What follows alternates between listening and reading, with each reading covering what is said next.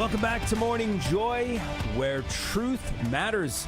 I'm your host, Keith Downey, and while I'll be covering for Julie Carrick today, she'll be back next week, I came across a fantastic article from Church Pop titled 9 Unconventional Lenten Penance Ideas from the wonderful Mother Angelica, and really couldn't wait to share it with you all. Because, Lent is all about transforming our hearts and drawing closer to Jesus. And Mother Angelica, with her signature wit and wisdom, offers some unexpected ways to do just that. Now, these are not your typical, quote-unquote, give up your chocolate ideas. No, they are practical, challenging, and, of course, even a little humorous, just like Mother herself. So stick with myself, and actually senior producer Tim Motte is going to be joining us here to kind of go through each one to really share some of these gems and reflect on how they can spice up our own Lenten journey. So it's good to be with you once again, producer Tim. Hey, thank you for welcoming me here. That's right. Now, real quick, before we dive into this, what did you give up, or what did you add for Lent, if you don't mind me asking? So I feel like I took the easy route. I just gave up the traditional thing, which is you don't eat meat during Lent. That's what all Catholics did for hundreds and hundreds and hundreds and hundreds of years before 1960-something, when the USCCB said, oh, you don't have to do that for Lent. I'm like, well, why don't I just keep doing that? So that's what I do for Lent, is I just don't eat meat.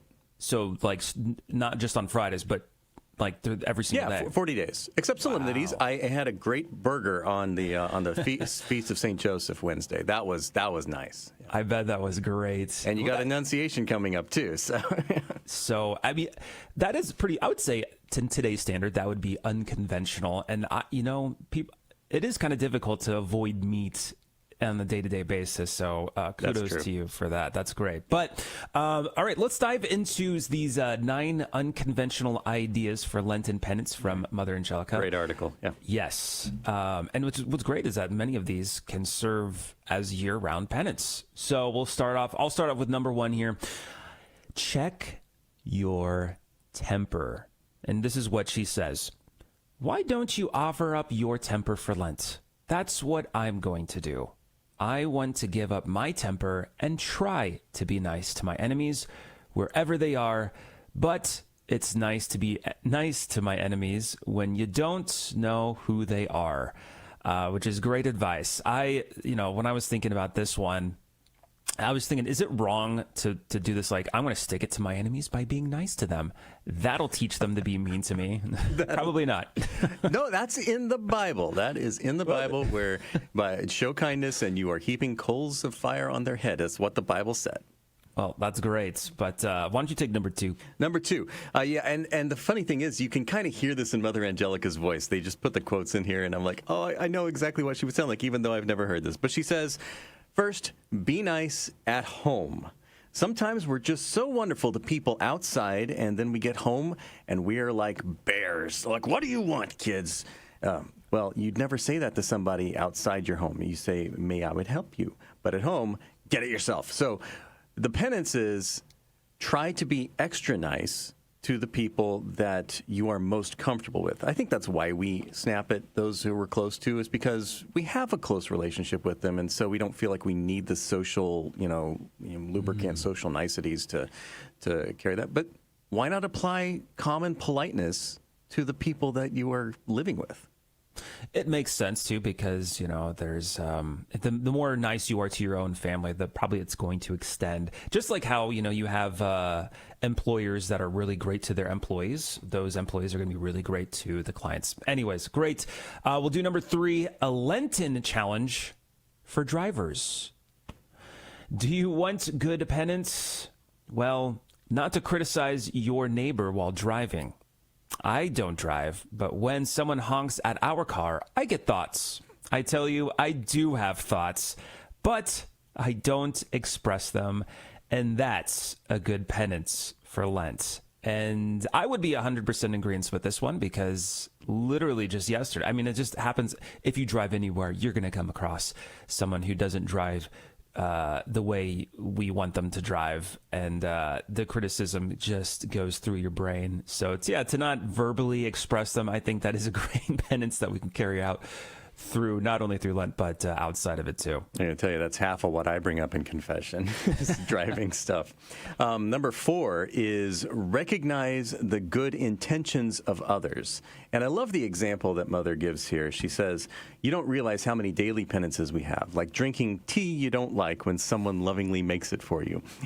It looks like dishwasher water. That's such a Mother thing to say. But you smile and you say, oh, thank you. Now, a lot of people, you might think that is being insincere. I mean, you really ought to, express yourself and be honest with the person who is giving you a really badly made tea. But by expressing thank you and hiding that disgust that you have, that's a penance. And that can be something that brings you closer to God. Well said. And if you're just tuning in, obviously you're listening to Morning Joy, where truth matters. I'm your host, Keith Downey, joined by senior producer Tim Motte, and we are going through an amazing list of 9 unconventional Lenten penance ideas from Mother Angelica. It's an incredible article from Church Pop.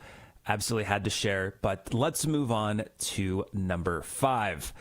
Show virtue in a bad mood.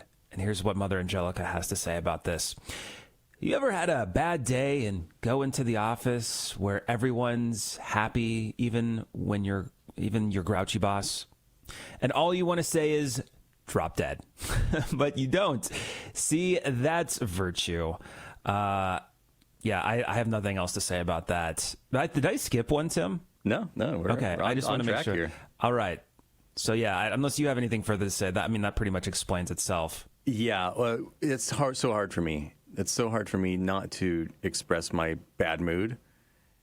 I try. So maybe God will count that as virtue. Number 6, don't talk about others. Pray for them instead. You say, I don't gossip. I just explain the faults of others. Isn't that what we do? We act like we're just sharing information or concerned about someone, but really we're just pointing out everything they do wrong. Mother Angelica says, this Lent, let's try something radical. Instead of talking about people, let's pray for them. Now, there's a challenge. And it kind of goes back to the enemies one earlier. But often it's easy to fall into this kind of gossip without even realizing it. I think Debbie and Adam talked about that a few weeks ago. You feel like you're just saying something true. Yeah. But instead of doing that, hold your tongue. Don't say it. Just keep it in and give it up to God instead. Say, God, I pray for this person who's doing such wrong things. Yes. I mean, gosh, when I think it's like, oh, well, I'm just venting, or I'm just telling the truth. It's like, well, you're talking yourself into this sin. I've been guilty of that many times. So this is a good one.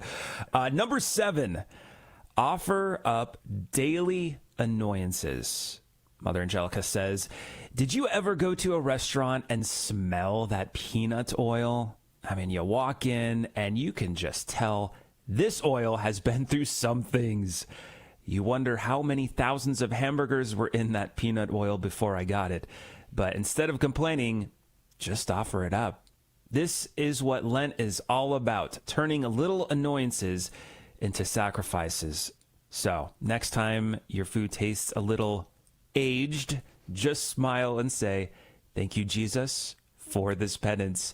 I'm now going to go into restaurants now and smell, be more attentive to my sense of smell, because generally there's sometimes actually I think about it when you order something and you don't get the exact order you get. Now you could easily be like, oh, I'm so sorry, and be really nice about it and say, oh, this is the incorrect thing. Or this like this, you could just offer it up and just eat it as is. I don't know, something to think about. That actually ties in well with the next one, which is be nice to your waiter. Because here's Mother's quote. She says, I could never be a waitress. If I had to wait on 9 people at a table and I got a 50-cent tip, I'd take that ketchup, squirt it on everybody, and quit. She says this live on TV. Okay? It's such a Mother Angelica thing. You know, people go to restaurants and they complain about everything. The food is too cold. The bread is too hard. The waiter's too slow.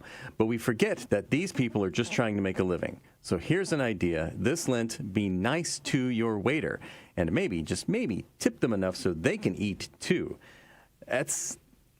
Whatever you think of tipping and the economic, nonsense of it, but you be nice to the people who are serving you. Like if that food is cold, if the waiter's being too slow, even if they're doing a bad job, even if they should be more attentive to you, offer that up. Yes. Now, I've personally been a server or waiter, however you want to call it, for many years. And there's something that I don't know if it's a coined term already, but there's nightmares, right? Well, I have waitmares still to this day where like I dream that I'm working at a restaurant and that it's always like I'm the only one there, or there's like not enough servers, and then like something happens and there's all these people rushing in. And you're like, I don't know what to do. And so, yeah, there's a little panic. But for me, it was the Starbucks drive-thru. Oh, wow. Yeah, props to those that work in a Starbucks drive-thru. That is intense. Because not only do you have people hungry, you have people that haven't had coffee yet. And they're driving. And they're driving. That's a bad combo. But the last one, number 9, say no to little things. Mother Angelica says, there comes a time in your life when you have to say no to something very difficult, when saying yes would be so easy.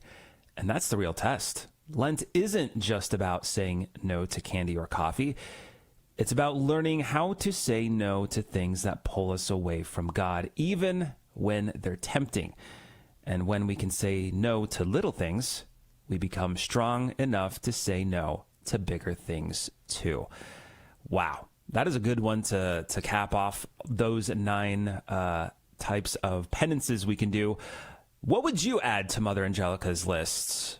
If you're in the live chat, jot it down. Otherwise, email us. You can email us, morningjoy@grnonline.com. But thank you so much, Producer Tim, for helping out there. As we wrap up, just know Julie Carrick will be back next Friday to help us prepare for the weekend, of course. But make sure to tune in tomorrow for Julie's show, We Sing Our Faith. That's 9 a.m. Central, 10 a.m. Eastern there. Now, we do have another full hour coming up shortly after this break.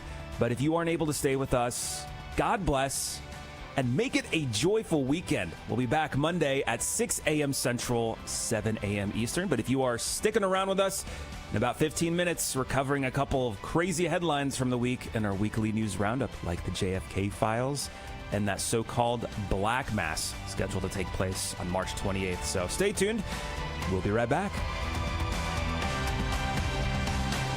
This has been Morning Joy, where truth matters, hosted by Keith Downey. Take some joy with you today. Visit grnonline.com/joy to listen again, share a segment, or answer the question of the day. That's grnonline.com/joy.